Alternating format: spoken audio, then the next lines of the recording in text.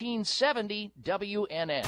Talk health, talk wealth, talk politics, talk 1470 and 95.3 FM WNN. The opinions expressed on the following sponsored program are strictly those of the host, guests, and callers, and not necessarily those of this station, its staff, management, or sponsors.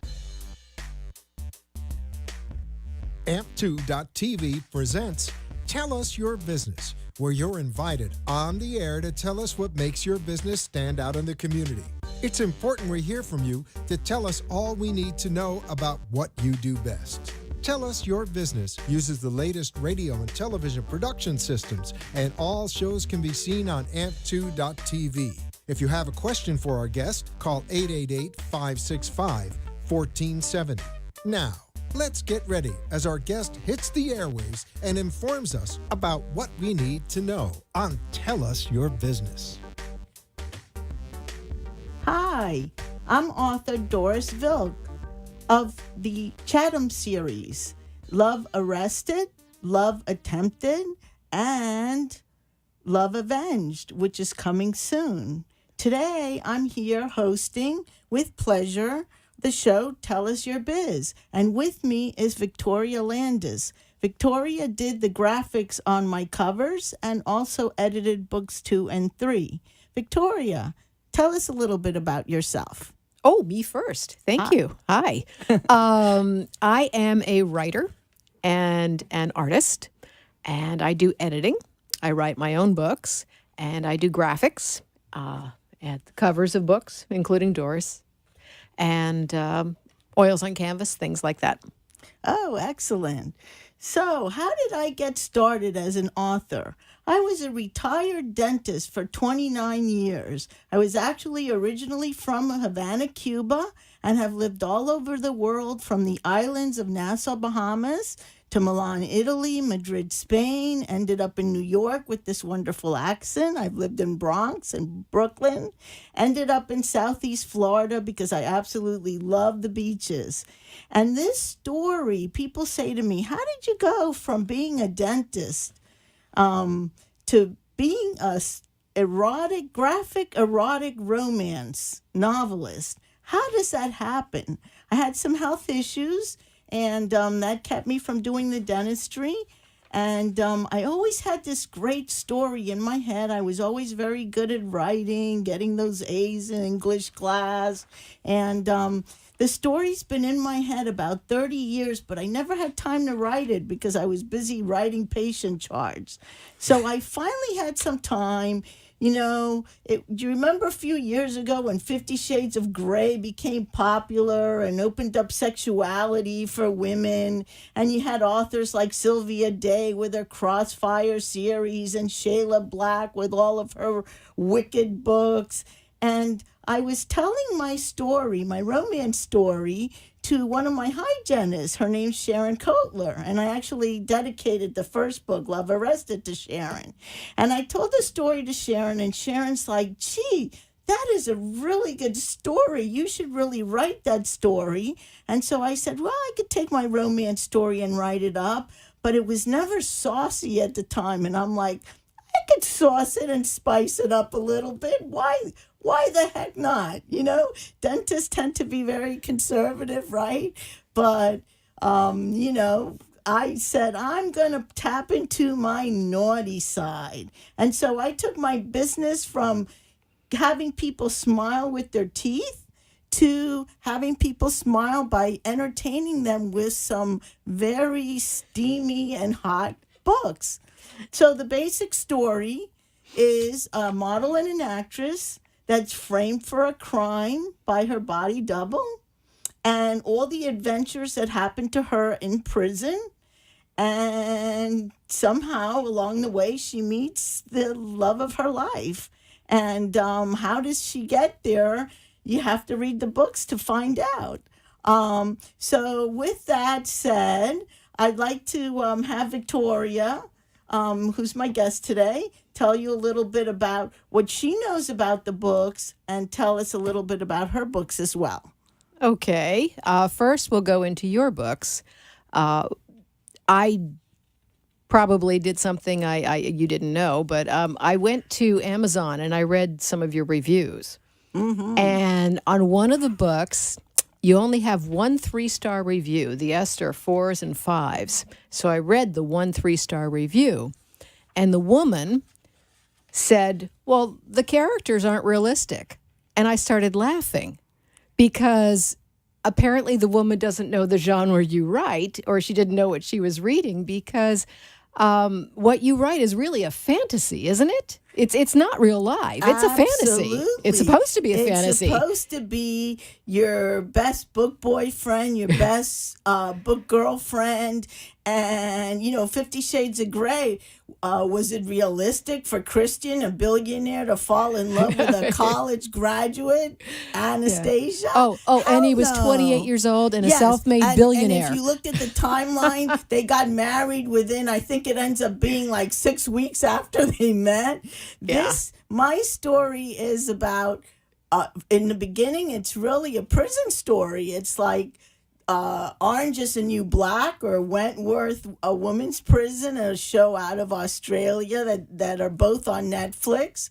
And it's a combination of taking the sexy scenes from books like 50 Shades of Grey and Crossfire, and then also taking like your Lifetime TV movie of the week, where you have that gorgeous guy that's the biggest, evil, nasty, but he's gorgeous. He's gorgeous, but he's abusive, and in the end, you always have the ending that we like to have. Exactly. And I don't know about, people in our audience, make sure if you want to call in, the number is 888-565-1470. I'll say that again. That's 888-565-1470, and call in if you have any questions. But, you may be in a very happy relationship. I myself have been married for 34 years, which I say is not enough on most days, but too long on some. But, you could have the sweetest relationship, and my husband and I, we're like Winnie the Pooh. But sometimes you want a little sauciness. You need that little Tigger too. And that's what my stories are about. It's about, and if you look at the other reviews, all the 5s, which are mostly what everybody gave me, and I think there's like 1 4. Why do people like the book so much? It's really because the scenes, the senses that are created, the books, even though there's sex and there's romance, there's passion, there's abuse, there's lust, there's, a lot of steamy scenes. A lot of steamy scenes. Even though you have all of that, it's really a book about all the senses: sight, smell, hearing, the sound, taste, a lot of touch. All the senses. And it's really a book about a woman's empowerment and her resilience, because Susan Chatham, she is not only hot stuff, she is tough and fierce, right? Oh, yeah. Yeah, I was going to bring up Susan next. Let's talk about your main character. Susan is an actress, and she can dance and she can sing, and she's a gourmet cook, and she's an athlete. And it reminds me very much of some of the characters in soap operas, too. We watch those, and we don't expect those to be real. We want those characters to be perfect. And yes. Susan is perfect, except you do actually, I won't tell the readers, the viewers what it is, but she does have her flaws. Mm-hmm. She's not perfect, but she's pretty close. And it's enjoyable watching her take her little journey through all these trials and tribulations that you invent for her, which, by the way, I can't believe the trials and tribulations you've invented for her. I really don't know how your brain works. So, why don't do you have any, what was your inspiration for some, we don't want to give away too much. We don't want to give away too much, but back in college, I had done I did a lot of research, And I was very involved in community service. I always have been, and actually children have been my passion. So it's the exact opposite of writing saucy books, is to have a passion for children, because I was an immigrant and I did have critical controlling parents. And so I have my heart really goes out to children and child causes like kids in distress and women in distress. And so I had done a report on abuse. And so it's not like I'm like this wicked sick person, but the report on I don't the think abuse, anybody thinks that. the report on the abuse, I always thought, how could somebody do this to somebody they love? And certainly the villain in the book, he's a sick person. He's definitely a sociopath. He definitely comes from the model of the person who's been abused and then is going to abuse others. But because of the abuse that Susan suffers is also how she meets the love of her life. Right. And so, and that happens to a lot of us in our real lives, that sometimes we can't be a victim, that what seems like a negative ends up being a positive for us. In my case, developing some health issues that took me away from my dental career gave me the time to go ahead and write the book. And to make it, people, a lot of the comments, a lot of the testimonials say that how it reached people, it touched people on such a deep level. And I think it's because even though a lot of these scenes may be made up scenes, even though I did do my research, it wasn't like people say, oh, have you been to prison? Or have you done Why, this? yes. Or, are you and your husband this wild couple? And, here we are like, Cinderella and Winnie the Pooh. I don't know about that, but I guess you'll have to read the books and wonder about Doris Vilk and her real life relationships. Yeah. But, that was really it, that it was the gift of having the time, because of my hand bothering me or my back or whatever personal health issues I had, gave me the time to put into writing the books. And in the beginning, it sounded like patient notes, he did this, she did this, they went here. But that's why I edited. And I tell people that are, looking to write a book, make sure that you really edit your book many, many times, because it's so easy to make mistakes, or the story doesn't flow, or you made a mistake with the ages or the continuity of it. And then get a good team together. In my case, I had Greg Brickman, who does my formatting for me, and that's how the book's self-published on CreateSpace.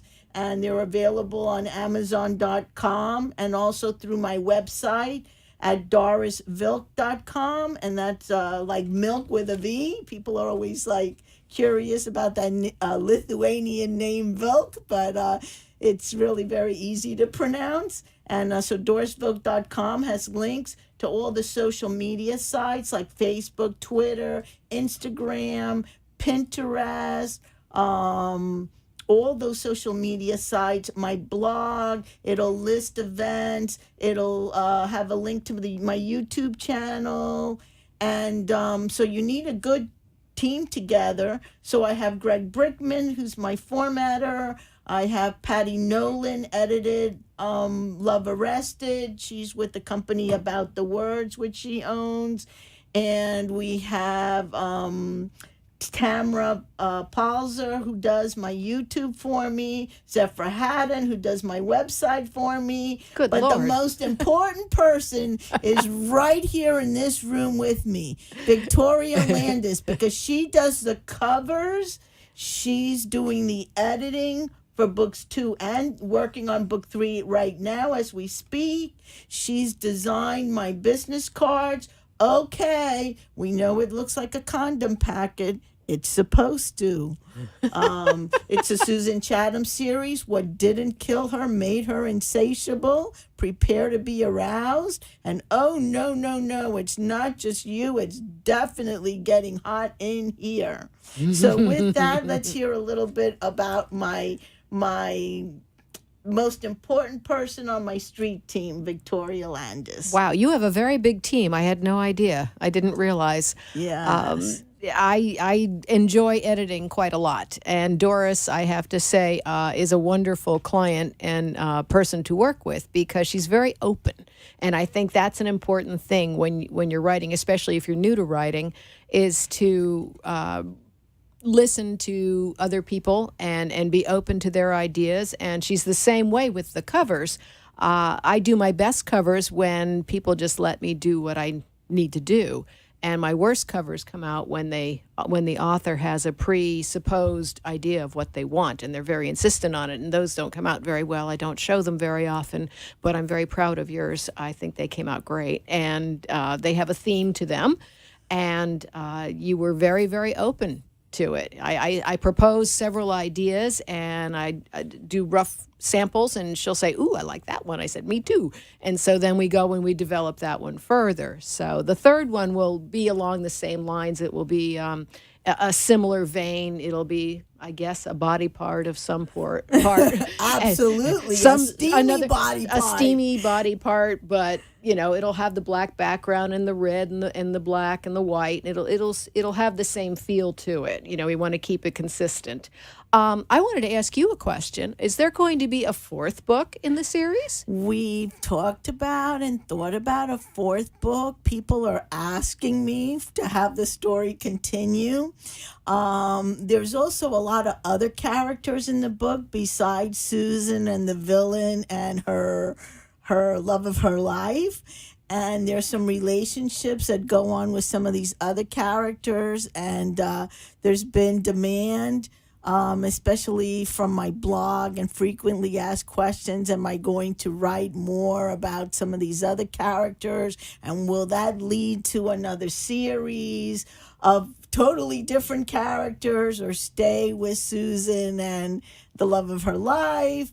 I haven't made all the decisions yet. Certainly, I think a fourth book may really be in the running right now. I think it might be necessary. And then we'll go from there. So, Vicki, we started with covers. How about you show us the covers that you've designed for your own books and tell us a little bit about the books that you've written? Okay. I'm a good cover client, too, because I listen to me. This one, my first one, is a novel set on Oahu where I lived for 12 years. It's a suspense. And it's all about the Hawaiian people, and I lived there for 12 years, so people, when they read it, say that it makes them feel like they actually know what it's like to live there, which was my goal. Yes. Because people write about Hawaii, and they tend to write about pineapples and pig roasts and, ooh, look, a hula skirt, and I know all about Hawaii. No, it goes much deeper than that. So I wanted people to know what it was like to be an actual person living there in day-to-day without even interacting with tourists at all. My second novel is Alias Mitzi and Mac. It's based in Palm Beach County. It's about a retired couple, and you're going to love this. They run out of money. The accountant runs away with the rest, and then Grandma basically pimps out Grandpa. Oh, my goodness. That is awesome. It's an interesting thing. And then this was just released in August. This is a compendium of humorous essays. I've been writing a humor column in the Parklander magazine for almost 10 years. And I write a lot of other humorous essays besides. So this is a compilation of over 80 of them. It's called A Little Bit Sideways.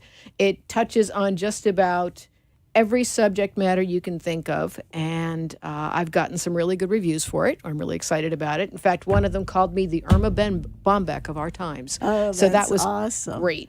And you're also the chair of Sleuth Fest, right? Of mystery writers. I think that anybody that wants to get into writing, as we've talked about, needs a good editor, needs a good team, needs a good graphic artist to do their covers, needs a good editor, formatter, publicity person, and all that.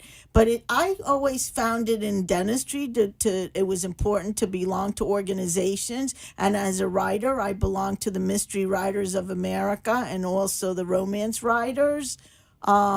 Tell me a little bit about Sleuth Fest, because I know you're very involved with the mystery writers of America. Yeah, I've been a member since 2003. Wow, that's incredible. And for 9 years, I ran the raffle. And then 4 years ago, I became the co-chair of Sleuth Fest. Sleuth Fest is in its 24th year.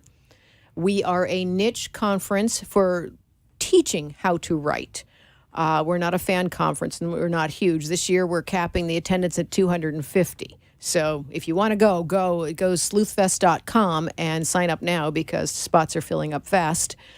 We have Andrew Gross as our keynote. Mm-hmm. We have Dr. Catherine Ramsland as our forensic guest of honor. We also have 4 guest authors coming in, Hallie Efron and Christy Monty from the PJ Parish team, Hank Philippi Ryan, and James R. Ben. And we've got workshops that you cannot believe. We've got 2 full tracks. It goes on for 4 days, 3.5 days of 2 full tracks of writing for the novice all the way up to the master level, all on dialogue and pacing and plotting and characterizations and settings and all sorts of things. It's amazing. Then we have one entire track that does nothing but the business and the marketing of being in the publishing industry. What's the publishing industry about? How do you go about either self-publishing or going for traditional publishing? Mm-hmm. We have agents and editors come. Well, first there's a 4th track, and that's a forensic track. And it's all about, we bring in experts, gunshot experts, gun experts, I noticed, medical you experts. mentioned that. One of the reasons that I enjoy working with you as an editor is because you help make my books more realistic, because you do look for the little, I call it the fine print, that Vicky will find something that may not seem plausible or isn't really reality. So even though the books are fiction books, I mean, in fiction you can make up anything you want, right? Like we talked about Winnie the Pooh and Tigger, stuffed animals that run around and talk and are friends and eat honey. That's the whole thing with fiction, is that you can make up whatever. But I think you've shown me a lot about the finer print of making it as realistic, because it becomes more enjoyable to the reader, right? I think there's a balance there. I mean, it is a fantasy, and the characters are wildly perfect, and they have incredible bedroom lives that you and I could only dream about. And I do. And apparently a lot of women do.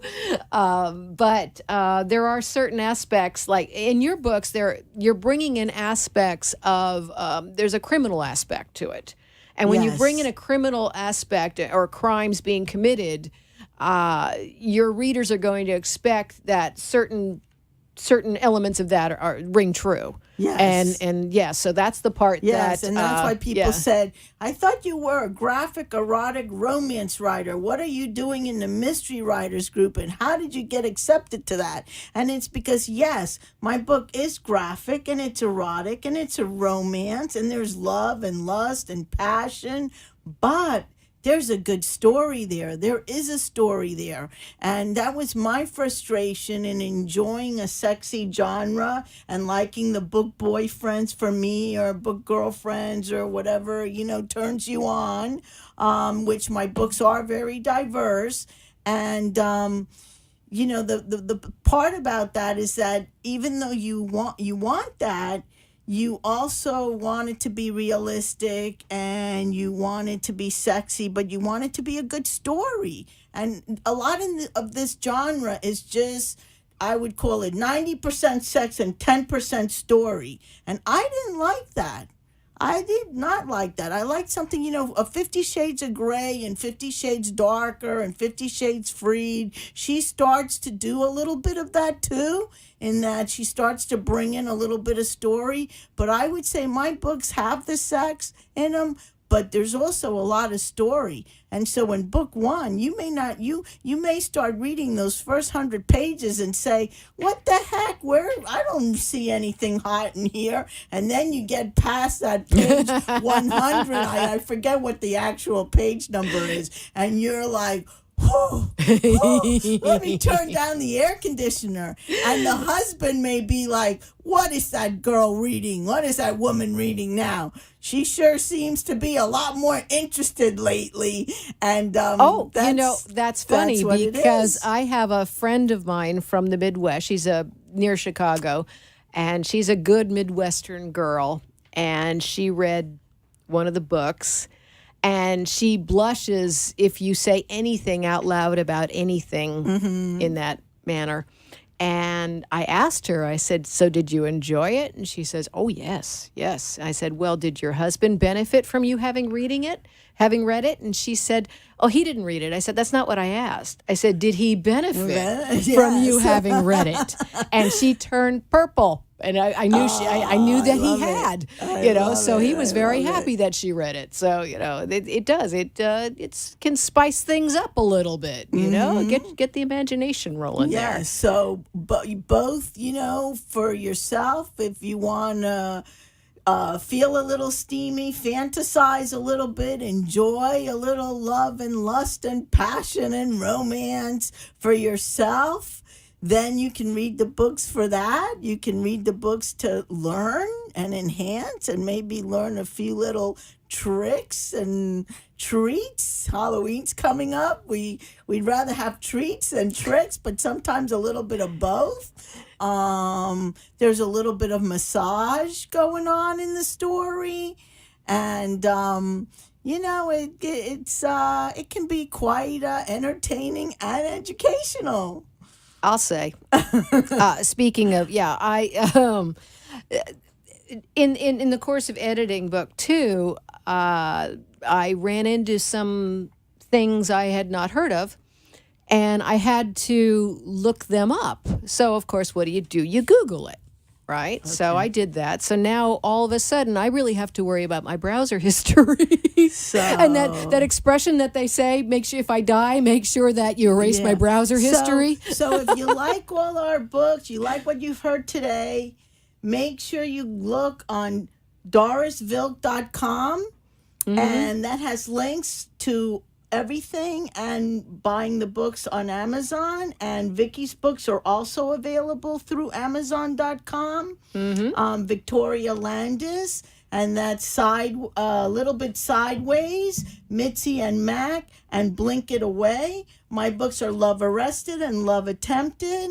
And look us up on Amazon.com and add some joy to your life. If you have any questions, make sure you give us a call.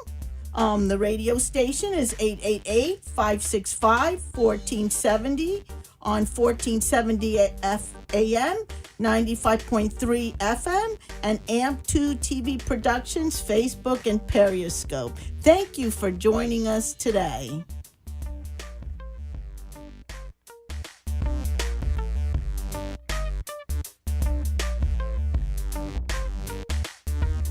This has been Tell Us Your Business, where a special guest comes on every week and tells us what they do.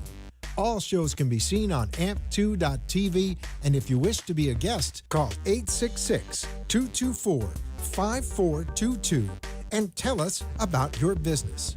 That's 866-224-5422. This has been an amp2.tv production.